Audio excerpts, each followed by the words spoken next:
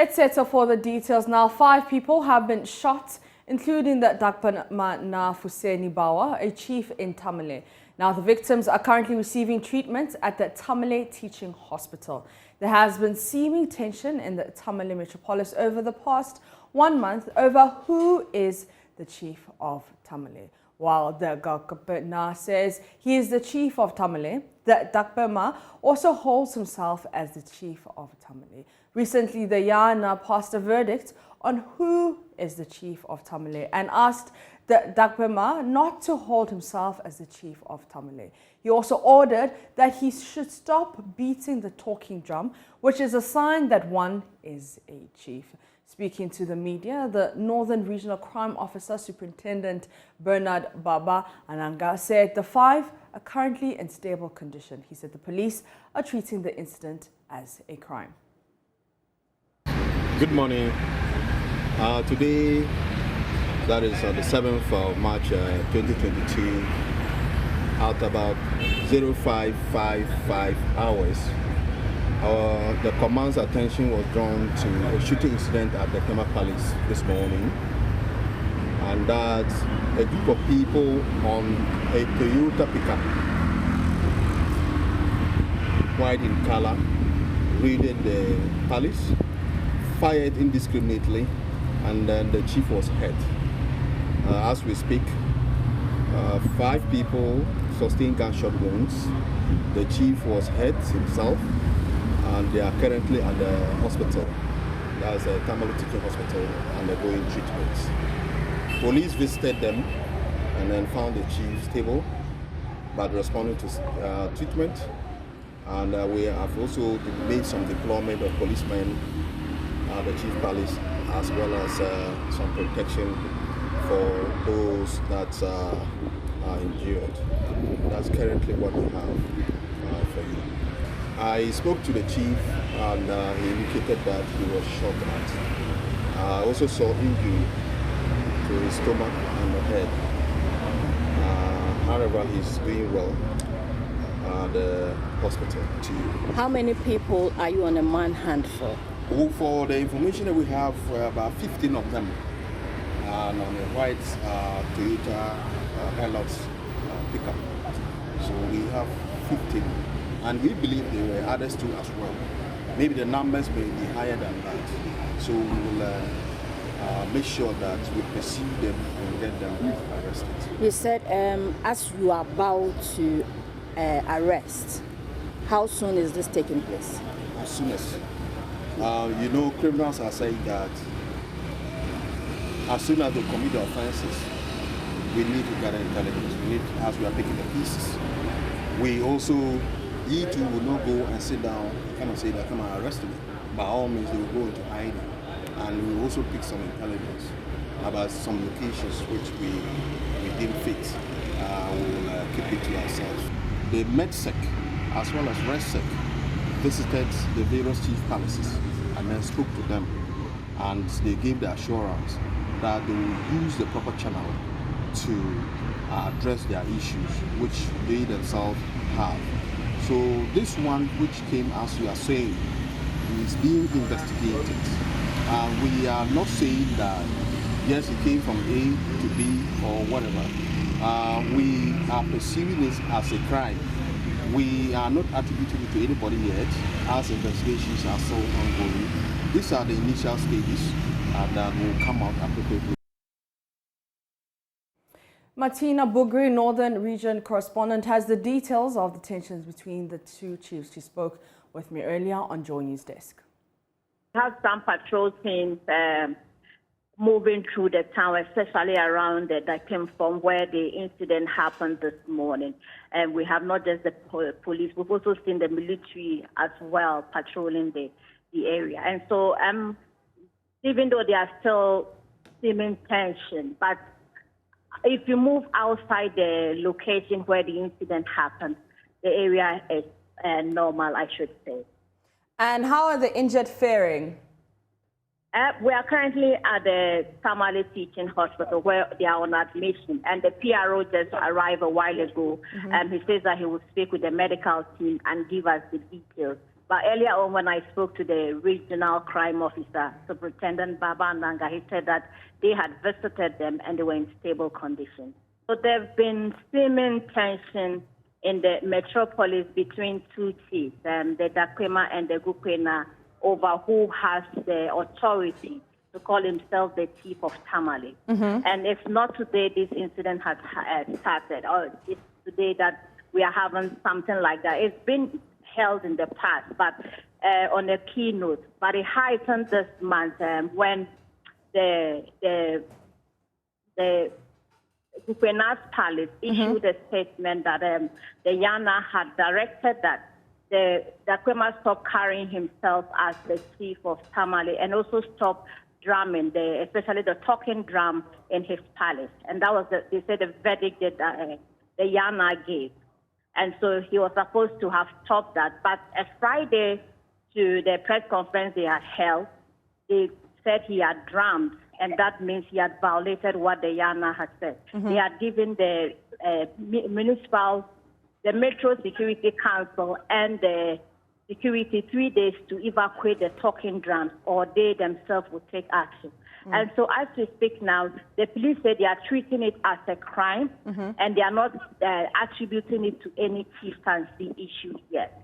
The residents said that they were, some said they were just in their homes this morning when they saw some men and a pickup arrive, and they came into the compound and shot a motorbike that was in the compound, and that went into flames, and they started shooting indiscriminately.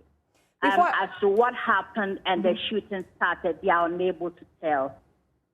The police said they are looking for 15 people currently, but it's possible that the number could increase because they have intel that there are more than 15 who are involved in this shooting.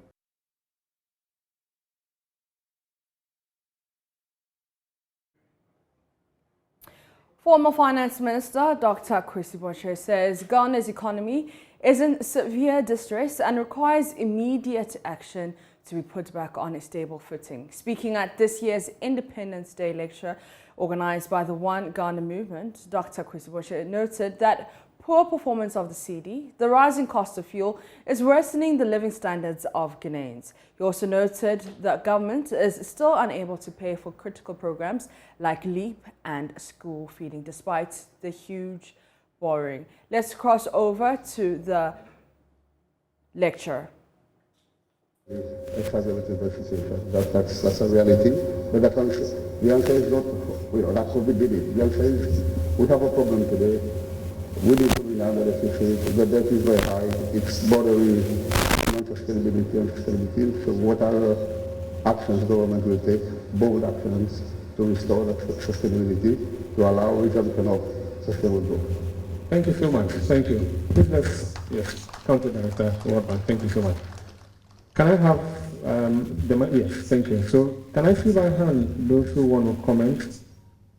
Yes, please take the microphone here first. Go back to the microphone. Yes, yes, thank you. Please introduce yourself, 1 minute, quick comment or question. Both a question and a comment. My name is Eko Duncan, and I came as a representative of the chairman of the CPP. Now, this is a comment. When a problem or a policy solution is advocated ad nauseum, it assumes the position of a no alternative. And this is what we have.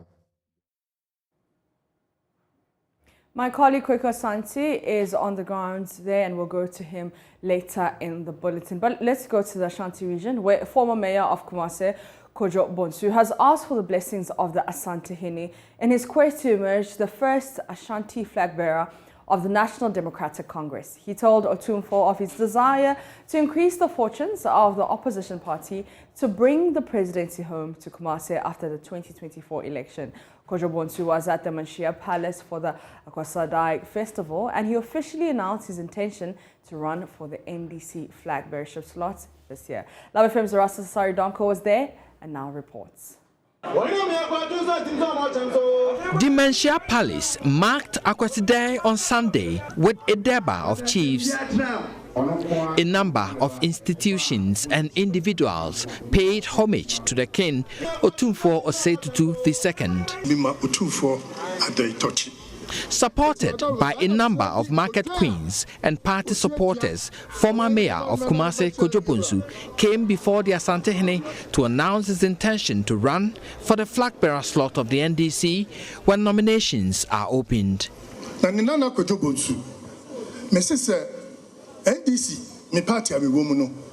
here today to tell Otumfuo that when the time is due, I will also go and contest for the flag bearership slot of the NDC.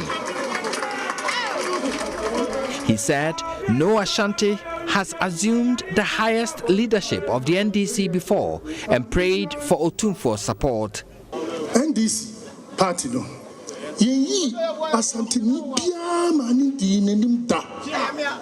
I'm praying for his support. When he is pouring libation, I'm pleading that he should pray for me so I can go out there and contest and win and bring the presidency to Ashanti region. In fact, no Ashanti has ever held the flag bearership position of the NDC. I want to be the first to do that. The announcement by Kojo Bonsu drew cheers from the gathering. Two of the market women later explained to Love News why they support his move.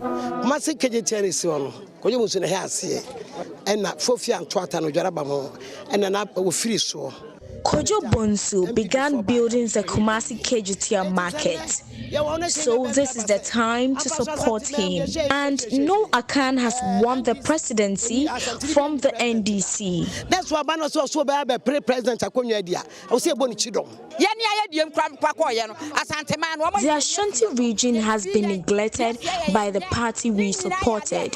So if Kojo Bonsu wants to run for the flag bearer for the NDC to bring some development in the region, we will support him.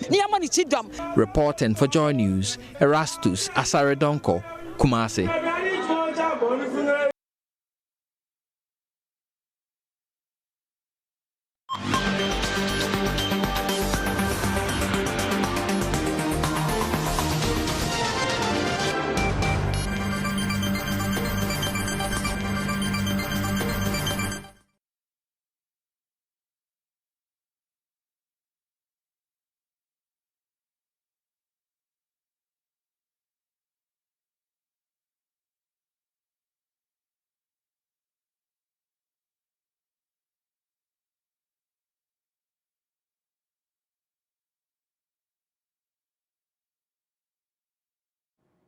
Some members of the governing New Patriotic Party in the Bayako constituency of the Oti region have expressed their anger over what they describe as a ploy to impose executives on them.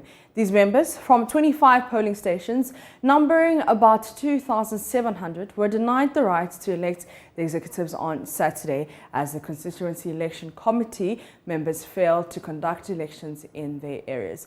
They have therefore called on the party's national and regional executives to ensure polling station elections are held in their areas as prescribed by the party's constitution. Members of the New Patriotic Party from 25 polling stations in the Tepa Abutuasi and Tepa Amanya areas gathered at their respective election centers, eager to elect their executives on Saturday. However, the Biakuye Election Committee failed to show up to organize polls to give opportunity to the members to select their desired candidates. The agitated members said they smell foul play since the committee earlier denied some aspirants in the same polling stations access to nomination forms.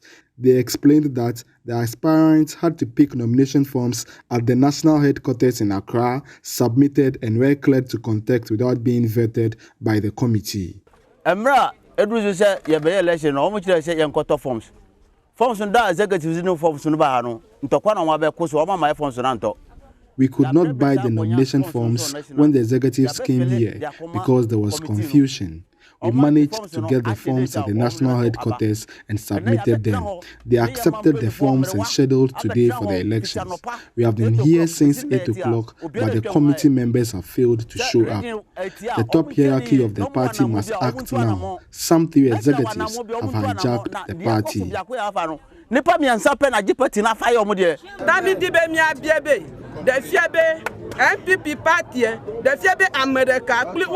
We want to ask if the NPP party belongs to an individual and his family. If we are not allowed to elect our police station executives in Tamale Avenue, we will leave the party and join a different one.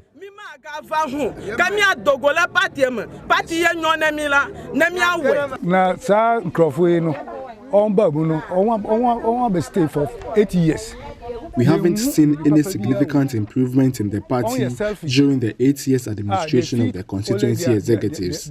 They are selfish. That is why we are eager to elect new executives to help the NPP break the 8.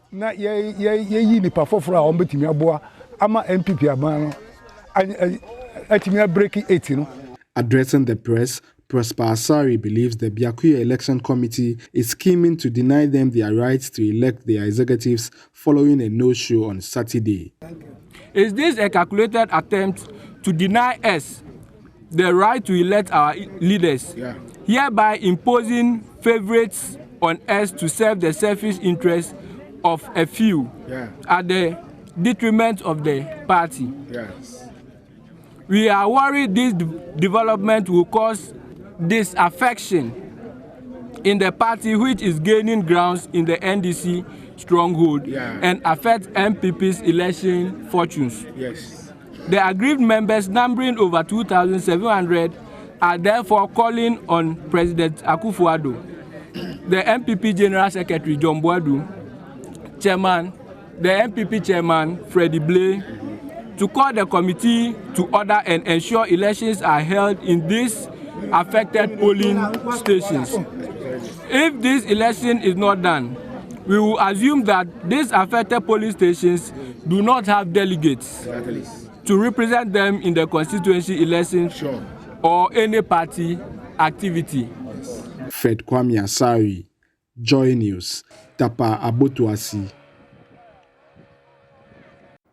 Let's go to our earlier story, and as we know that Dr. Kwesi Boche, who is the longest-serving finance minister, argued that central to the problems of the Ghanaian economy is that the international investor community does not see Ghana's economy as not creditworthy and the economic policies are not credible. My colleague Kweku Asante is at the lecture and joins us with more. Kweku, we understand he's been speaking on whether or not Ghana should go to the IMF. What did he say? Thomas, according to Professor Kwesi Boche, whether or not Ghana should go to the IMF should not be so much of the conversation because of the substantial economic challenges that Ghana has. And he's been explaining that the challenge is structural. And so if government can commit itself to fiscal discipline locally, then it may not even need to go to the IMF. It's also been offering a blueprint of what the Ghanaian economy can be brought back to life. He's been talking about reorganizing and getting the people to support. And for instance, we know that the matter of E-levy has come up for discussion strongly. What he is saying is that the E-levy is a regressive tax. He does not believe the E-levy holds the key towards building the resilient economy that the government thinks it would. He also wants the government to recognize that there's a crisis and actually rally people to support. He claims that the tone of government, by not accepting that there's a challenge, does not get the people in the mood to offer them any support that they require. Also, what is his view on the country's current debt stock and his plans to collateralize some revenue? So we know that the roads minister spoke in Parliament last week and mentioned that, for instance, the levy, if passed, will be collateralized to get more bonds to fix roads in the country. he has not been speaking specifically to that issue, but he's been speaking about the general issue of government collateralizing the revenue streams of the country. He says by doing that, what we are doing is we are mortgaging the future generation. And so he's been speaking, for instance, about the next government that will take over from 2025, and says that after 3 months of election, that government would have to find about $1.5 billion to service some loans. He wonders where the government will get that money from. And so he's been strongly cautioning against collateralizing the revenue streams for more loans, as he says, that will further distress the economy, ma'am. All right, so that's my colleague Kweku Asante there giving us an update on the Independence Day lecture by Dr. Kwesi Boakye. Let's move on to other stories now.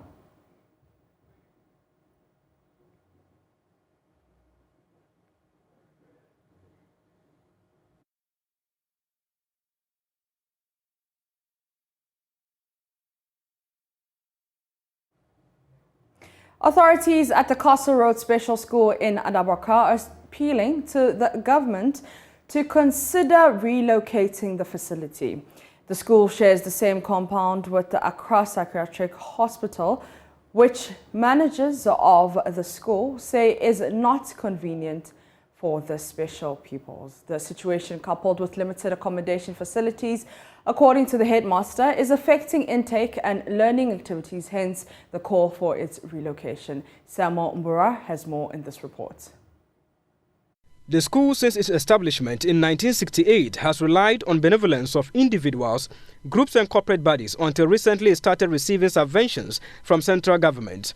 Headmaster of the school, Frederick Amejake, is worried about the state of limited facilities to accommodate children with special needs. We have about 36 students who are actually with the street school, but because due to their nature, they cannot all come to school. So at times we got about 10, as today they have about 7.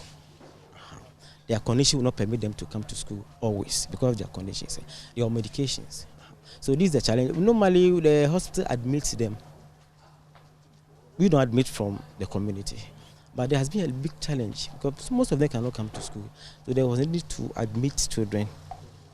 And whenever parents also come here, they need boarding facilities. But we don't have boarding facilities. We only have the wards that the children are admitted into. And the wards are not too much enough. So admission is no longer taking place. So what we are planning now is that the school now should be relocated and given a boarding facilities. The predicament of the Castle Road Special School came to light during a donation exercise by the Adabraka Exclusive Men's Club as part of its annual activities marking Independence Day celebration. Secretary of the club, Kobina Osei Bonsu, who made the donation on behalf of the chairman, Dr. James Ollins Linsley, said the move to support the school was in response to a distress call. What we do annually is on 6 March, we do health screening. Normally, we cater for like 1,000 people on the 6th of March every year. But the rush in which people come for us to take care of them, we bring like 10 doctors, 20 nurses, pharmacists, everything, so that we cater for them. We see that when we do it this year, we might not be able to adhere to the protocols of the COVID-19. So we decided to change a bit. But then we didn't want to take the program out of Adabraka. So we asked the assemblyman for the area to look for an orphanage or a place in Idi where they would need a few things. So he got us those places and they wrote to us. And they gave us a tall list for us to provide them with these things that you see here. And we told our members, and wholeheartedly, they donated so much for us to get you the things that we have here with them. And we've assured them that, listen, they should make sure that things go to the children. The Ad Exclusive Men's Club has been in existence for the past 20 years with its main objective of supporting the vulnerable in society. It is a closed group of 35 members based in Adabraka, consisting of businessmen, corporate executives and ordinary citizens. The donated items included significant quantities of toiletries, food items, bottled drinks, books, water, footballs and food items, bales of fools, office materials and cash sum of 2,000 cedis. Assembly member of Adabraka North Electoral Area, Abdul Mumuni Maikaino, used the opportunity to call on authorities to help deal with the growing insecurity situations in the area by fixing the street light. For Joy News, Samuel Mbura, Accra. A group calling itself Assembly of Citizens United for Internally Generated Revenue are reiterating the need for Ghanaians to accept the E-levy. The group says the revenue generated will help resurrect the economy that has been left in shambles as a result of the COVID-19 pandemic. The group also mentioned that the E-levy will capture a higher number of taxpayers and reduce tax evaders. Clifford Bansai is one of the conveners of the group. Based on the fact that we are all just coming out of a pandemic, if you look at the OECD countries, they are all introducing 3 new taxes. Every single country in this world is coming up with new ways of coming to work for the pandemic or against the pandemic. I mean, to come out of the pandemic. So this is a very, very simple issue. Now, we have analyzed, we've seen that in terms of tax to GDP ratio, Ghana is way below its West African peers. Now, it's about an average of 6.6%, and Ghana, we are doing about 12% 2019 or 13% 2020. Now, it is not good enough. Also, we also know that a very few of us, about 8 million of us, pay direct taxes, and about 1.26 of us pay indirect taxes, and it is not good enough. What we need to do is to expand the tax net. When you widen it, you are able to capture a lot of people, and then the infrastructure and the social amenities that we need will follow. It is simple that we are basically not collecting enough. There are those who are evading tax, those who simply don't pay because they are not captured. The informal nature of our economy shows that we need to introduce taxes or levies like the E-levy that is wide enough that can capture everybody. So basically, we are all saying that we are in favor of the E-levy because it is easy to collect, it is wide enough, it is very simple, and that collecting it and managing it is very efficient and cost effective. There is absolutely no reason why we have to go to IMF to go and borrow and pay principal plus interest when we can easily collect from every single one of us. Some demonstrators shared reasons for supporting the E-levy. Because E-levy is something that is worth it. We need an organic way of raising revenue for our mother Ghana. If we look at the world economy, we know the impact of COVID-19, how it has affected the world economy. And right now, as we are speaking, there is this conflict, the Russia invading the Ukraine. All this thing is something that will have impact, economic impact on our economy, right?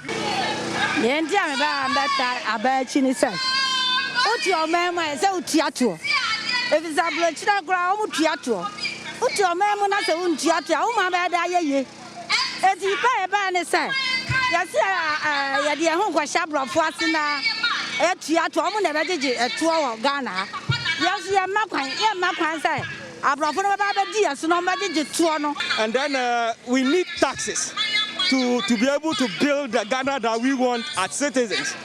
And then since independent, it's taxes that we've been collecting to develop this country. So it's surprising for us to know, just because the NDC people are not in government, because they are in opposition, they are fighting the development of Ghana. Because without tax, how do we develop as a nation? Free SHS, roads, national health insurance, all these things have been done because of the taxes that we pay.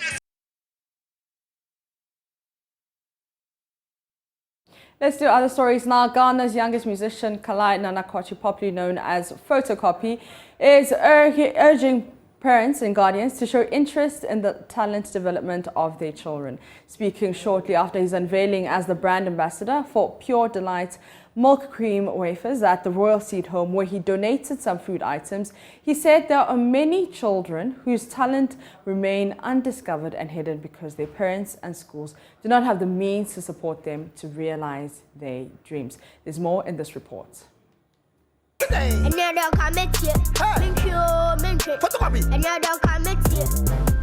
have I got to do? What have I got to do to make that dough? What have I got to do? What have I got to do to make that? The 8-year-old becomes part of a small list of young persons in the entertainment industry to earn a brand recognition. Photocopy's first song, Midday, has over 600,000 views on YouTube and also enjoyed massive streaming on various digital music platforms.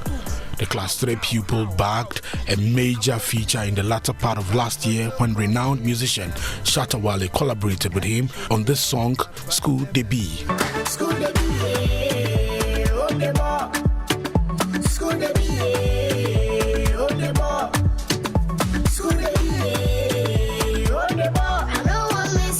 The song underscores the importance of education and why children must strive to get to the top of the academic ladder.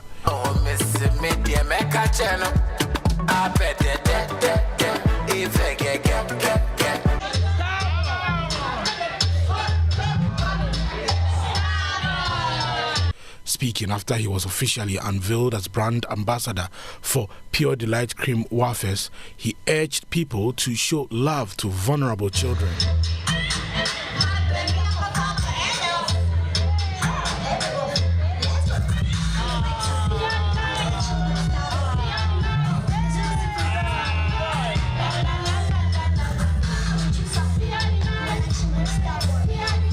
Today is one of the best days in my life, and I'm so excited to be here to share this great news with my brothers and sisters in the orphanage home here. I'd like to say a very big thank you to Mark Berry, the whole company, for believing in me.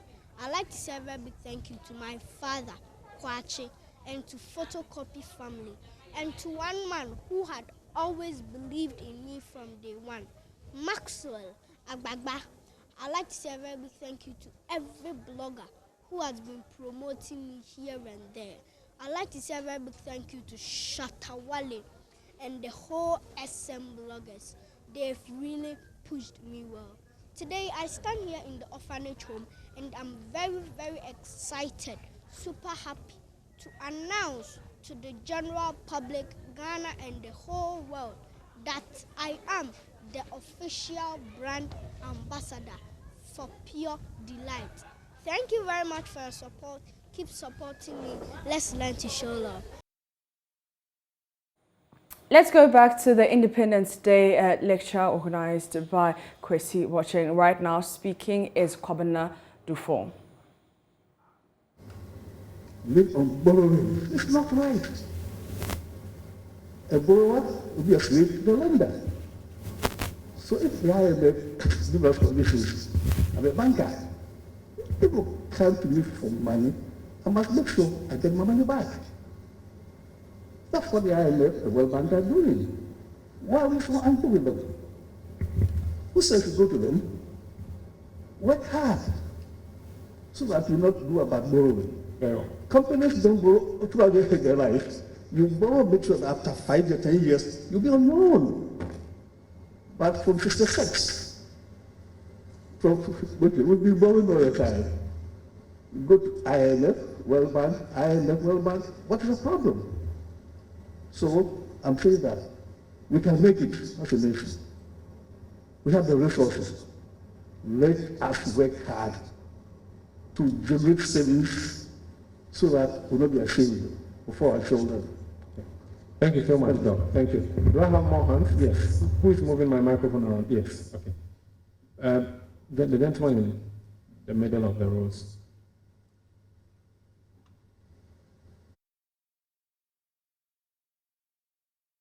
You're watching Joy News today. Up next is sports.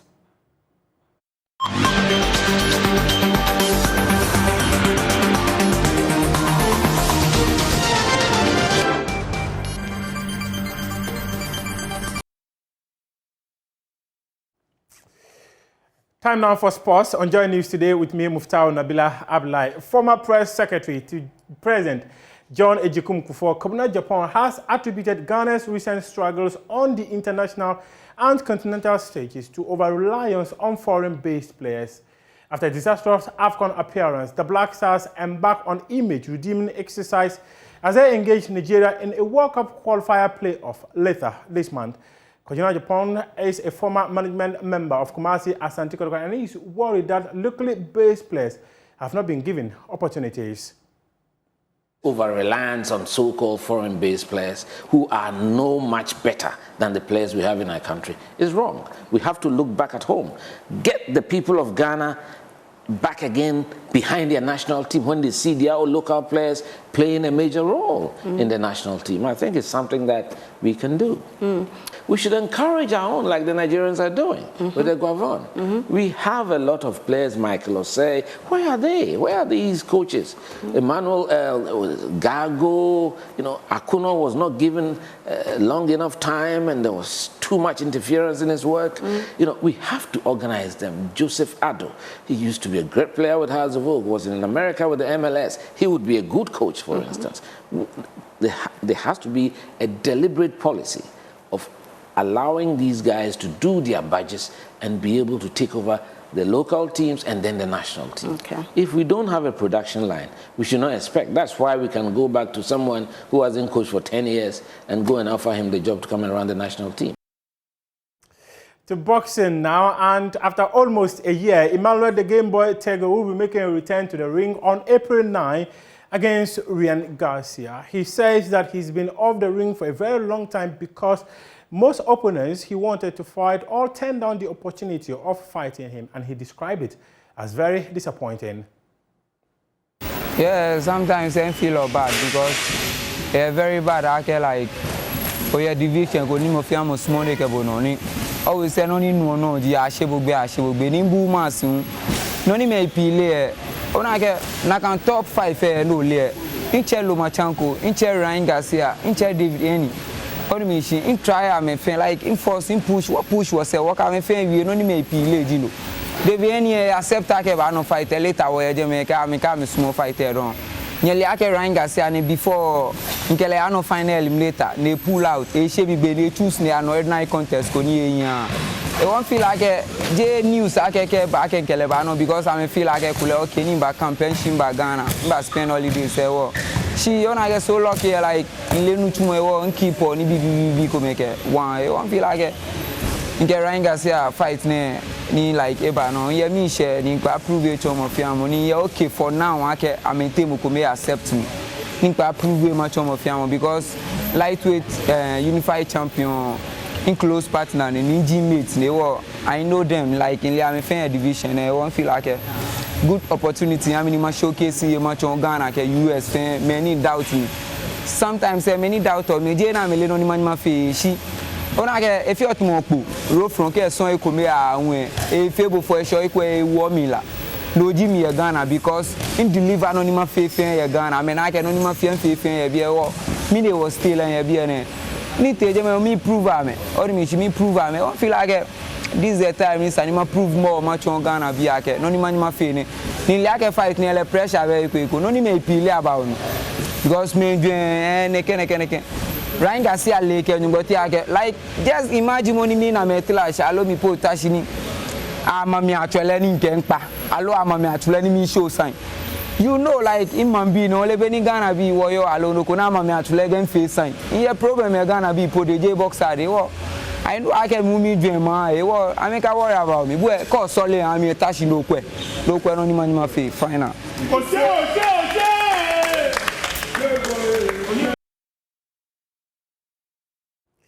The Greater Accra Basketball Association has launched the 2022 season of the Accra Basketball League.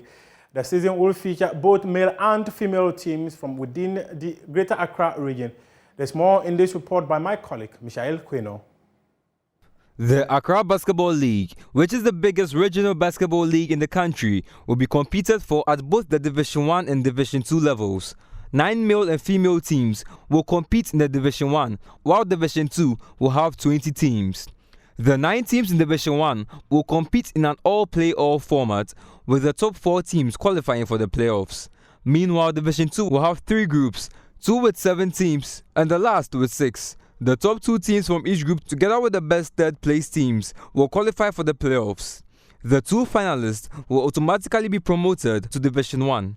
Alex Kukula, who serves as lead director for the Accra Basketball League and also doubles as vice president of the Ghana Basketball Association, Ayite Bule, chairman of the Greater Accra Basketball Association, and its vice chair, Dr. Eric Entry, together with basketball promoter Yao Sechi, were all in attendance. Bule, who chairs the GABBA, mentioned the association and the Ghana Basketball Association aim at developing the sport to a level where the country can grow into a big exporter of talents to the NBA. Forward to basketball where people can actually gain employment, can gain education because they play basketball. We know that they are, I mean, even in the United States and stuff like that, they are looking for potential basketball players. And if we nurture the game in this country, we'll get to the point where we'll begin to even export players into the NBA, or even the ABL will become a league that will be telecasted on DSTV and other media platforms.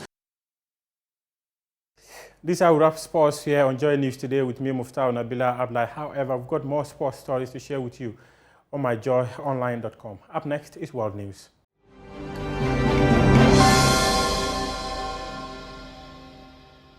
And that's it for Joy News today. For more news, you can log on to myjoyonline.com. I'm Mapisa Sibidi. Enjoy the rest of your holiday.